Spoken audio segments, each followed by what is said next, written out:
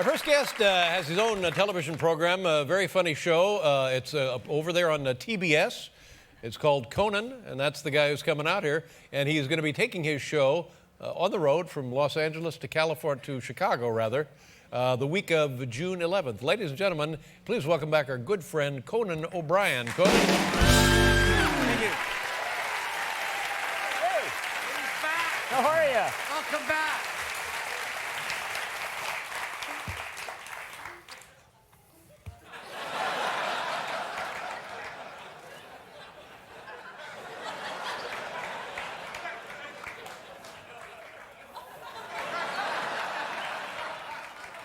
I think the longer we just sit here, the more uncomfortable it will make Jay. You know Jay's watching right now. You know,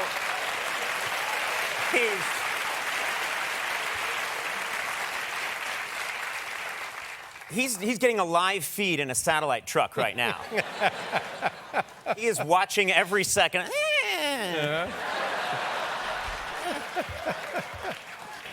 Dave looks unhappy. He's gonna pack it in soon. Yeah. You, I know from your perspective. Well, I'm done. That was all I had to do. I know from your perspective it was difficult. What are we talking about now? You know, when you decided to go to TBS and all of that, and you took our show and did a great job there. Then you had the Tonight Show, did a great job there. And then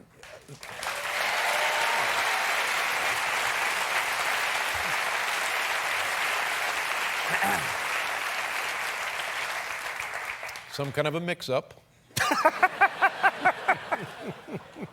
I really don't recall. How do you It's feel? been a long time How do you now. feel now on the other side of all of that? You got to feel great. You got to feel. I feel terrific. I really do.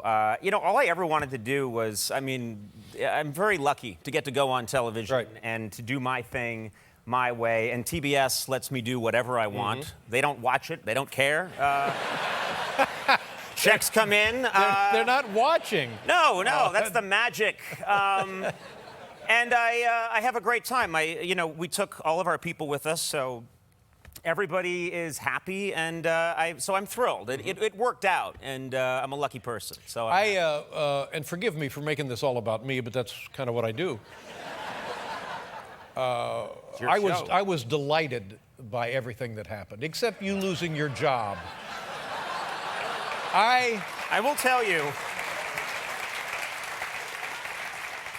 I will tell you, and this is honest, the only consolation I took during that period was that you were happy. It was really. Yes, you're right. It was what a really. humanitarian. I did. I felt this is a. Sometimes Dave seems a tad unhappy in his life, and if this is bringing you some measure of joy, then to hell with my career. Yeah, you no. know? Let me explain myself. I knew you would be just fine. Yeah, I can forage for food. No, I don't think that was ever going to be a question. I can catch animals and eat it's them. I just knew I'd be all right. But you were happy. I'm happy for you that you were happy. Let me illustrate this. I've known Jay a long, long time. We go back to the mid-'70s, back in Los Angeles at the Comedy Store. Jay was always the guy. The funniest guy. He was the guy. He was the guy you'd go to see. He was the guy you wished you could be more like. He was funny. He was also a bit of a brat. A bit of a brat. And so then, you know, when this came along, I said to myself, oh, yes, this is the Jay I know. And I really, and I kind of, you know, I refer to that period as the golden age of television, really. The period when I lost the Tonight Show. Yes. That brief week and a half period for you is the golden age of broadcasting. Yes, that's right. But it has nothing to do with you.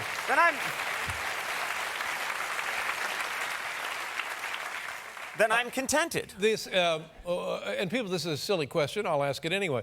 Any moments of genuine amusement during that ordeal? Yes.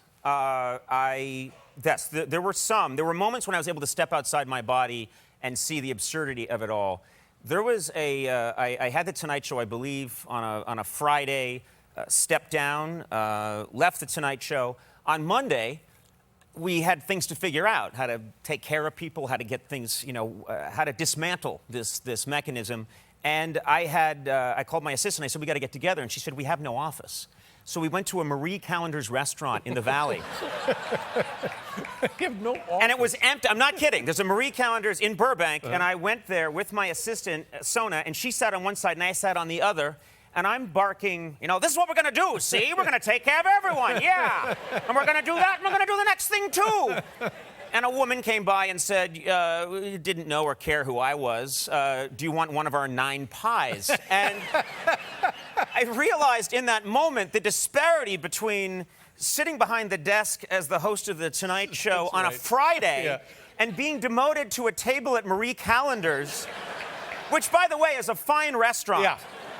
And it makes a killer pie, but I thought, this is appropriate somehow. Yeah. This is... Not everyone would agree that it's a demotion, going from The Tonight Show to Marie Callender's. Because, as you can tell, the pie...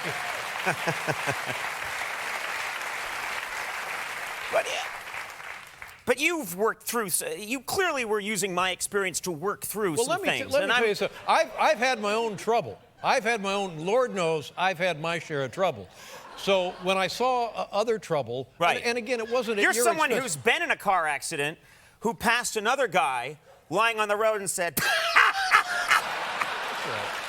That's right.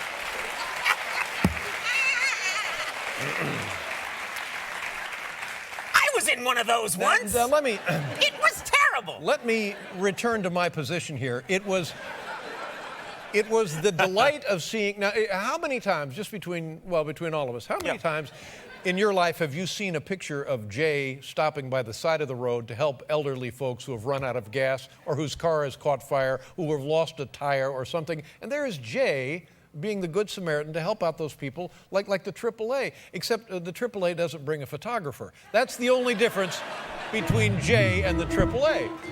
And I just thought, and so for that reason and other reasons, I really enjoyed it. And have you spoken to anybody at NBC? No.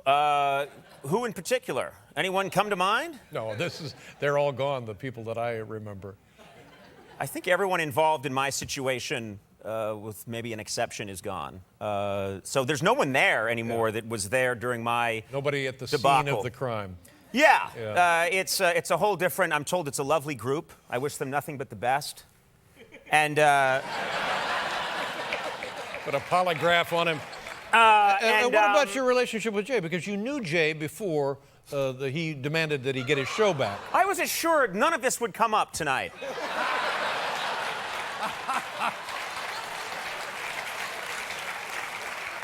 I was told we would discuss our shared love of antiquing.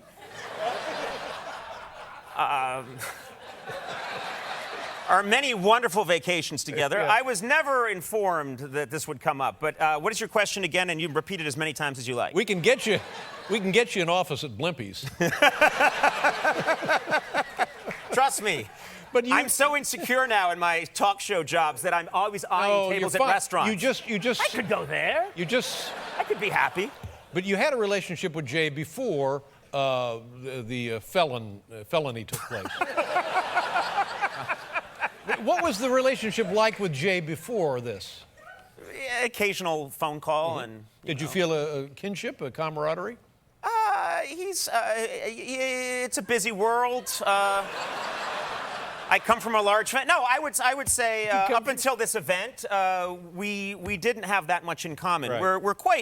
We're quite different fellows, he and I. I don't know why I suddenly reverted to 19th century diction. But he and I are different, and so we didn't have a lot to talk about in common. Right. I don't own many automobiles that were made before 1904, primarily of brass and leather. And so I don't know what to... Now we're going. Now we're getting someplace. I don't know.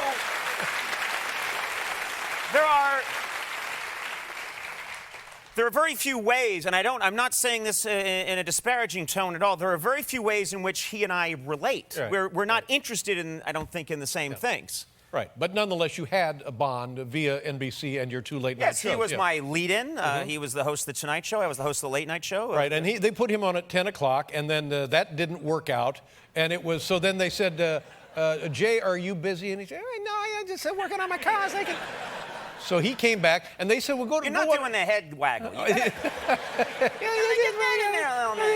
me an inner ear problem. Conan, how long did you do the late-night program at NBC?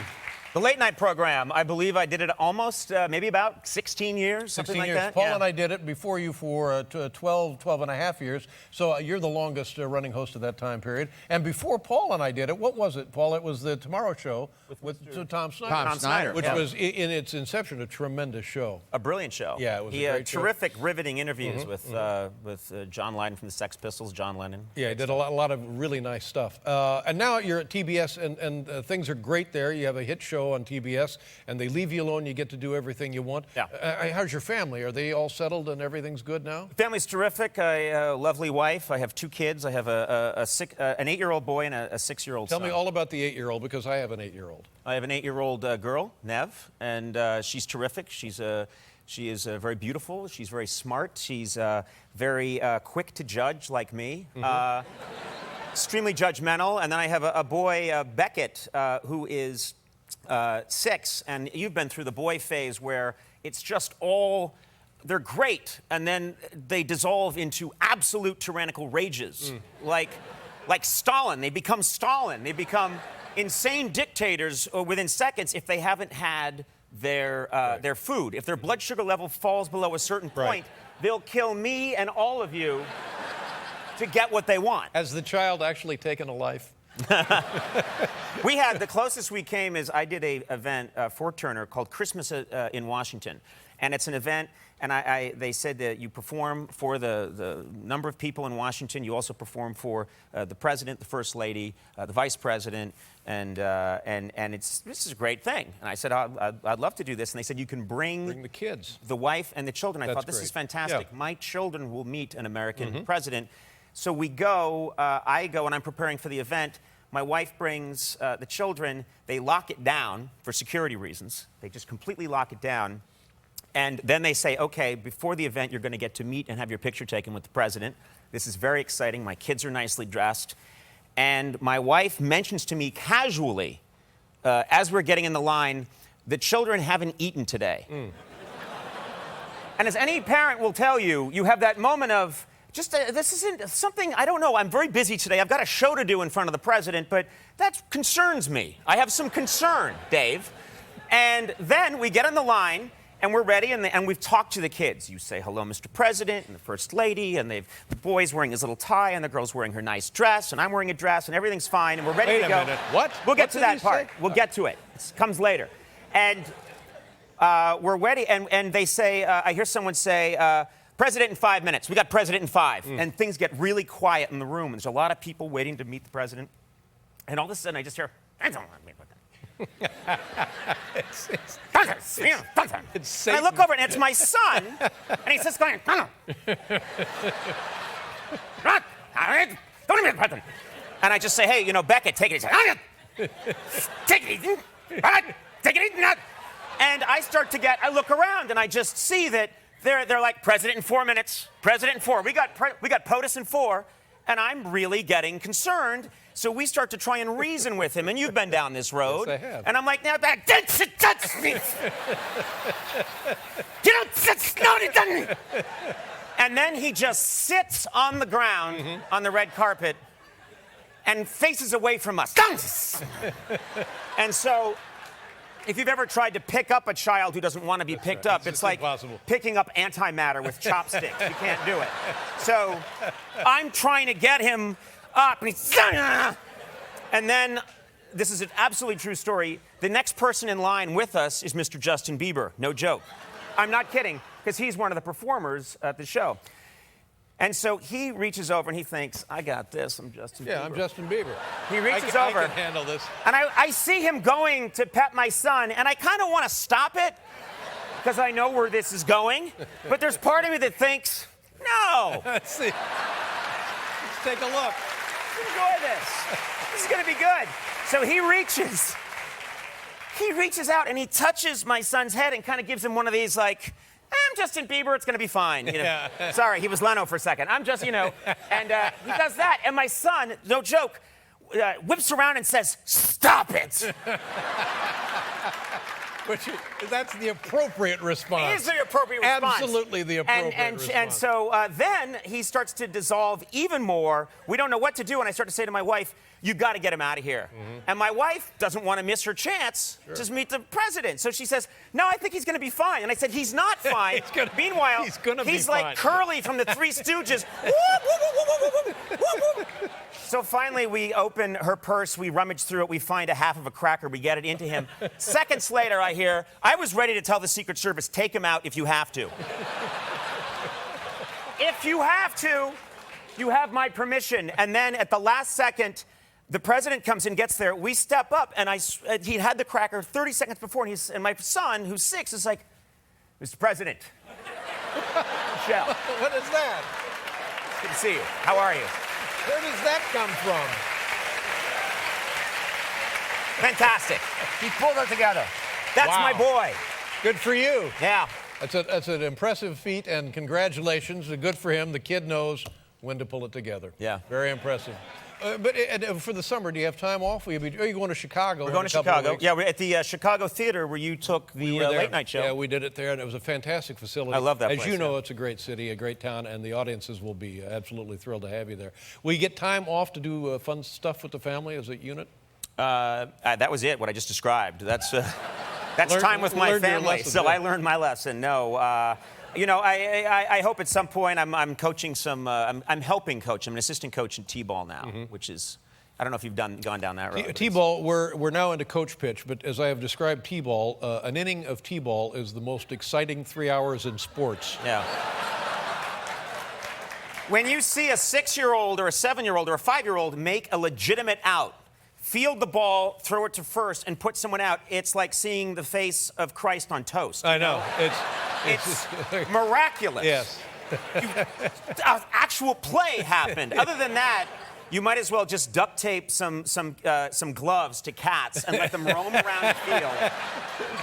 And my favorite thing is when a kid does connect, which is hilarious, he connects with the ball and it goes out into the outfield, the kids don't run towards the ball, they start randomly spinning. Yeah.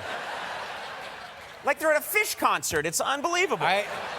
Now, I will tell you that things get a little better with coach pitch, and a couple of weeks ago we're at a game and my son is playing shortstop. How old is your boy? He is 8 years old. He's 8 years old. And he makes the play. And as you know, so please, if you're not going to make the play, at least let it hit you so it doesn't roll to the fence.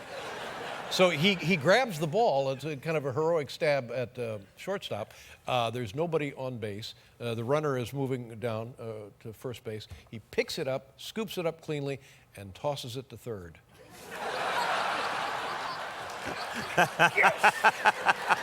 So you get a... It's starting to gel. Yeah, it's coming together. It's starting to gel. Yeah. Is he good at the plate? Because that's really all you need to worry about, too. You don't want the kid to embarrass himself at the plate. You know, he's actually quite good. Watching T-ball, have started to wish that I would love to see, and maybe I don't have the resources to make this happen, but you could. I would love to see major league caliber hitters hitting off of a tee. Yeah, I think it'd be so fun to see a David Ortiz and look at that game and the scores. I would like to see them major league games where the scores are like 145 to 144. It would be extremely... Eliminate pitching altogether. Yeah, and steroids encouraged. Why not? The combination of steroids and the tee. Have you, I saw your sister in a movie, for God's sake. Yes, my sister Kate. That was fantastic. She did a terrific job. She's very talented. What was the film? Was the Fighter. Yeah, my sister auditioned. They had no idea that she was any relation to me. Really? Other than she looks exactly like Well, she looks like me in a wig, yeah. No, she's an attractive version of me. She's very talented, and she, they had no idea. She did a terrific job. They put her in this film, and she nailed it. Yeah. I'm extremely proud of her. Yeah, I think she, she also teaches, so she's balancing it. She's working in show business and helping humanity. Now, which is a weird combination. that's unheard of, for God's sakes. Now, you won't see me going down that road.